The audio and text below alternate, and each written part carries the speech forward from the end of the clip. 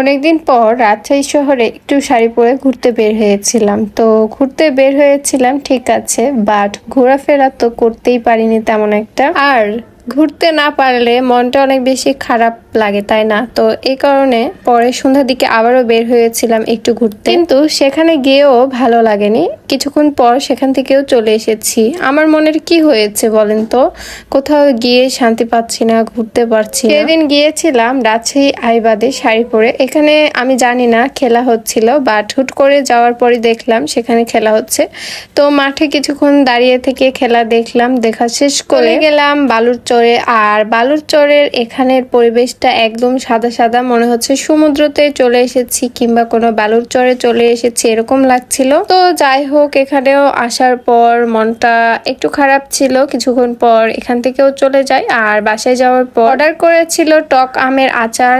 তো টক আমের আচার অনেকেই পছন্দ করে, যদিও বা আমি মিষ্টি ঝাল দুটাই পছন্দ করি, কিন্তু কয়েকটা ভাইয়া হচ্ছে টক আমের আচার পছন্দ করেছিল, সেই জন্য সেই দিন রান্না করেছিলাম টক আচার। মানে চিনি একদমই খুবই পরিমাণের কম, আর ঝাল ঝাল আচারটা হবে। তো এই আমের আচারটা এরকম ভাবে আমি কেটে নিয়েছিলাম, মানে পিস পিস করে। তো কাটার পর এখানে হচ্ছে কিছু পরিমাণে ঝাল কেটে দিয়েছিলাম, আর রসুন দিয়েছিলাম, আর গুঁড়া মরিচের ঝালটাও দিব, তার সাথে লবণ দিয়েছিলাম। যেহেতু ঝালের আচার হবে তো ঝাল তো অবশ্যই দিতে হবে, তার সাথে হলুদও কিছু পরিমাণে দিয়েছিলাম। আর এই আচারটা আমি হচ্ছে সিদ্ধ করিনি, মানে আচারটা যে সিদ্ধ করতে হয় সেই সিদ্ধটা করিনি। তারপর পরিমাণ মতো অল্প কিছুটা চিনি দিয়েছিলাম, যেহেতু এটা হচ্ছে ঝালের আচার, তেমন একটা বেশি চিনি দেওয়া লাগবে না। মানে টক মিষ্টি ঝাল দুটাই ফ্লেভার এখানে পাবেন। তো যাই হোক, এখন সবকিছু দেওয়ার পর এখানে হচ্ছে সরিষা বাটা দিয়েছিলাম, আরও মশলা দিয়েছিলাম। যাই হোক, ওগুলো ভিডিওতে দেখায়নি। তারপর জিরার বাটা দিয়েছিলাম।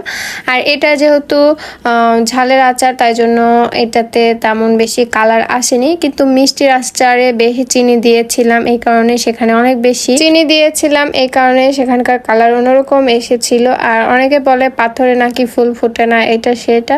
তো যাই হোক, এখানে হাঁটতে হাঁটতে দেখছিলাম, আমার চুড়ি দেখছিলাম। তো তারপর এখানে একটা জায়গাতে দেখলাম যে বালুর উপর ঘাস উঠে আছে, তো সেগুলো দেখলাম। দেখার পর সেখান থেকে চলে আসার পর আমি এখান থেকে লিচু কিনেছিলাম কিছু পরিমাণে, মানে 50টা নিজের খাওয়ার জন্য।